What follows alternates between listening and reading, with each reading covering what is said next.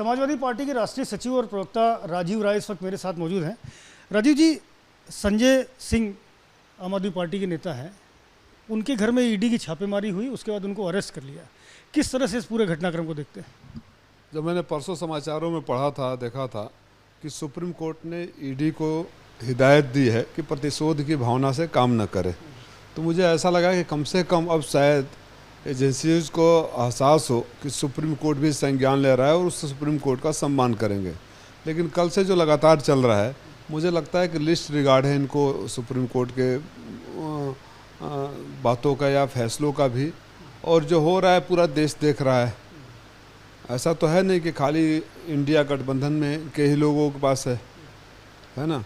तो अगर प्रधानमंत्री जी कहते हैं कि पारदर्शिता दिखनी चाहिए और सबको सम्मान मिलना चाहिए, तो ये सम्मान देने का कोई तरीका तो है नहीं कि जो जैसे जैसे जब भी चुनाव आता है, जैसे भी चुनाव करीब आता है, ये सब शुरू हो जाता है।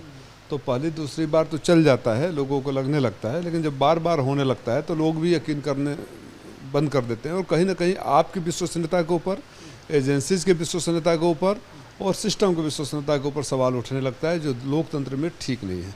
आप कह रहे प्रतिशोध को लेकर के ये सब कार्रवाई हो रही है, किस बात का प्रतिशोध?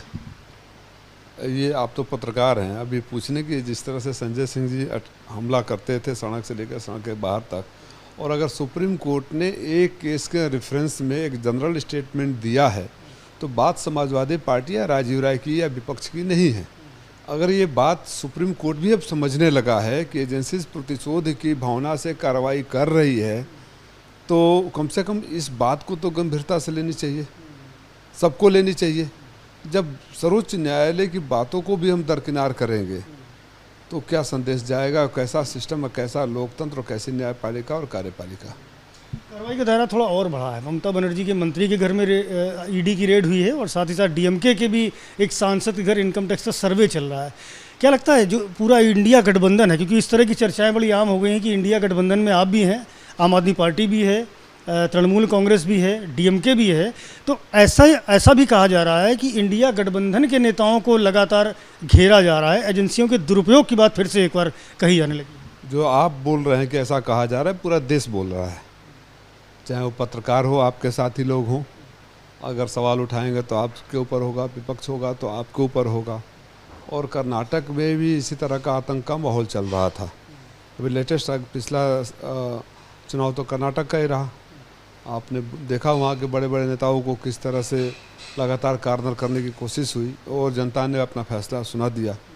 तो लोक सत्ता लोक लाज से चलती है, और लोक लाज जब बचा नहीं है तो जनता तो अपनी फैसला सुनाएगी।